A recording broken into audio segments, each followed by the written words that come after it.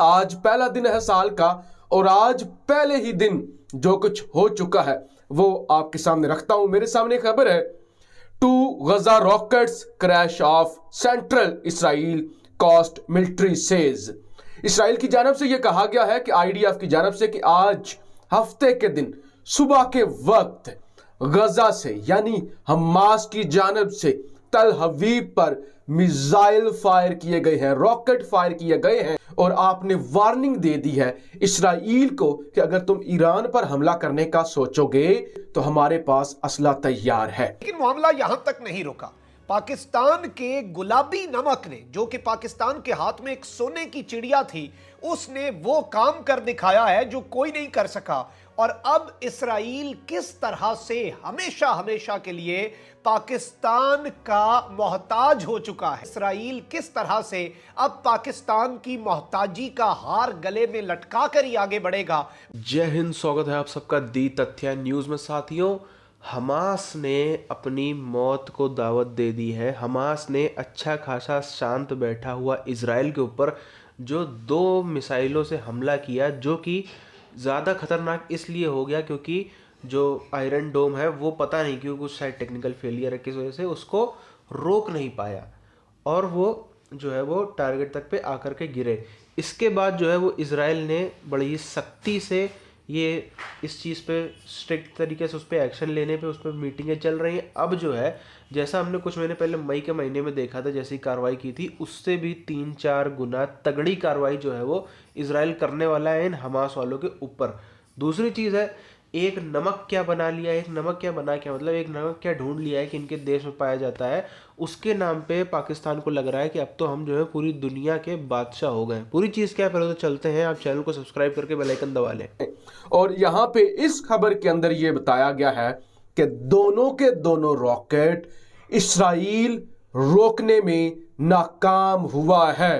Rockets fell off the coast of Tel Aviv metropolitan area, no sirens sounded and no interception took place, कि उनको बिल्कुल भी रोका नहीं जा सका। को पता है मई 2021 10 मई 2021 को एक जंग शुरू होती है जो कि 11 दिन चलती है। उसके बाद सीज फायर होता है और वो सीज फायर तकरीबन बरकरार रहता है।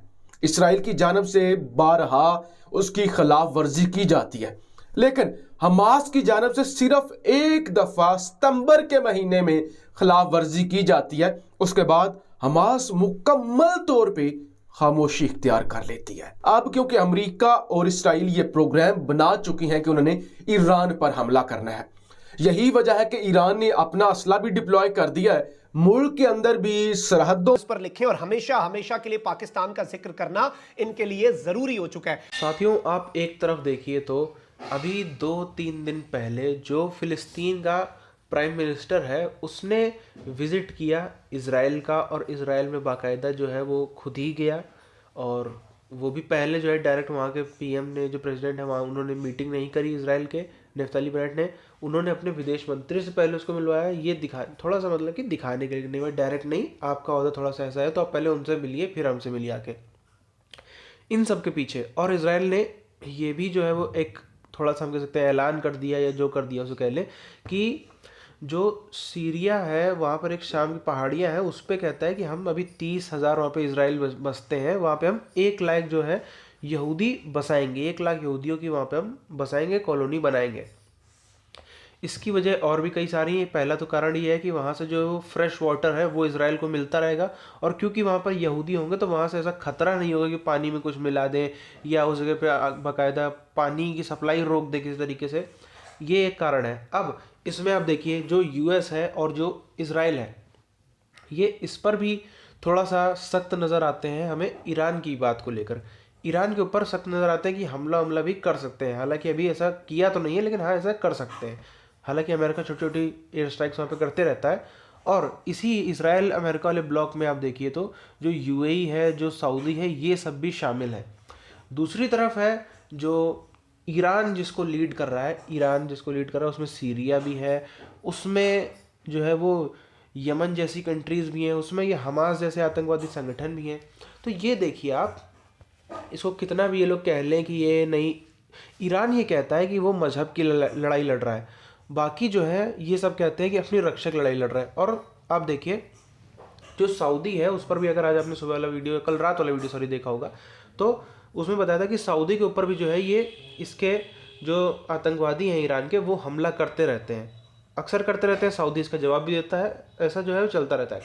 अब यहाँ पर दो चीज़ें हैं, अगर हम इंडिया के पर्सपेक्टिव से देखें तो ईरान हमारे लिए इम्पॉर्टेंट है, और शायद काफ़ी ज़्यादा इम्पॉर्टेंट है, उतना नहीं जितना शायद सऊदी वगैरह है, लेकिन फिर भी उनको भी हम नकार नहीं सकते। इजराइल भी हमारे लिए एक अच्छा दोस्त है, हमारे डिफेंस की काफ़ी सारे जो है वो हम उससे इंपोर्ट करते हैं, लेकिन फिर भी तो इंडिया यहाँ पर जो है, इंडिया का स्टैंड यही रहेगा, इंडिया न्यूट्रल ही रहने वाला है और इंडिया को न्यूट्रल ही रहना चाहिए, कोई हमें ज़रूरत नहीं, और हमारी लीडरशिप बहुत समझदार भी है, वो ज़बरदस्ती वहाँ पे टांग नहीं अड़ाएंगे, उनका जो फैसला है वो अपना उसमें लड़े। अब दूसरे मुद्दे पर आते हैं, जो ये पाकिस्तान में पिंक सॉल्ट है, ये मतलब इतनी सी बात पे खुश हो रहे हैं कि पहले तो इनका नाम भी नहीं लिखा जाता था कि प्रोडक्ट ऑफ पाकिस्तान, अभी छोटा सा लिख दिया है और बड़ा बड़ा लिखा गया है प्रोडक्ट ऑफ इजराइल। तो भैया दुनिया भर में इजराइल की एक इज्जत है कि दुनिया भर में इजराइल के प्रोडक्ट की इज्जत है कि भाई ये अच्छा क्वालिटी प्रोडक्ट देते होंगे। वैसे ही हिमालय का भी नाम लिखा गया कि हिमालयन सॉल्ट, क्योंकि हिमालयन जो प्रोडक्ट्स होते हैं, मतलब जो वहाँ की जो जड़ी बूटियाँ होती हैं, वो भी हर्बल के नाम पर, आयुर्वेदिक के नाम पर पूरी दुनिया में बहुत अच्छी ब्रांड इक्विटी है उसकी। अगर ये आप सोचो कोई भी कंपनी, इजराइल की कंपनी अगर लिखती है पाकिस्तानी सॉल्ट, कोई उसे खरीदेगा क्या? इंडिया में कोई खरीदेगा? अमेरिका में कोई खरीदेगा? रशिया में कोई खरीदेगा? चाइना में कोई? दुनिया भर में कौन सा ऐसा देश है जो पाकिस्तानी सॉल्ट के नाम पे खरीदेगा? शायद पाकिस्तान और शायद अफगानिस्तान, इन दोनों के अलावा कोई शायद ऐसा तीसरा देश आप नहीं बता सकते जो सोचे कि यार ये पाकिस्तानी प्रोडक्ट। सबसे पहले तो लोग डर भी जाते हैं और कहीं ना कहीं उनके अंदर खुद ही एक गुस्से की फीलिंग आती है कि यार ये पाकिस्तान, ये तो साला आतंकवादी कंट्री है, ये तो जो है कि भिखारी कंट्री है, या तो इसने हमारे देश में कभी न कभी हमला किया है, या तो ये हमारे देश में कभी न कभी भीख मांगने आया है। हर दुनिया भर में कोई भी कंट्री हो, सबके कस्टमर की यही सोच है। तो वो पाकिस्तानी प्रोडक्ट लिख कर कौन सी कंपनी को अपनी आफत बुलानी है, कौन सी कंपनी को अपनी मौत बुलानी है, भाई सेल्स गिर जाएंगी, सीधी सी बात है। सीधे सेल्स गिर जाएंगे तो फिर फ़ायदा क्या उतना सब करने का। और जब इनको पैसा मिल गया, इनके यहाँ से इजराइल ने खरीदा, इनके यहाँ से इंडिया ने खरीदा, इनको पैसा मिल गया, तो फिर भाई कौन होते हैं बोलने वाले आगे वो क्या कर रहा है क्या नहीं कर रहा है। बहरहाल इस वीडियो को यहीं पर ख़त्म करते हैं, मिलते हैं आप सबसे आने वाले वीडियोज़ में, तब तक के लिए जय हिंद।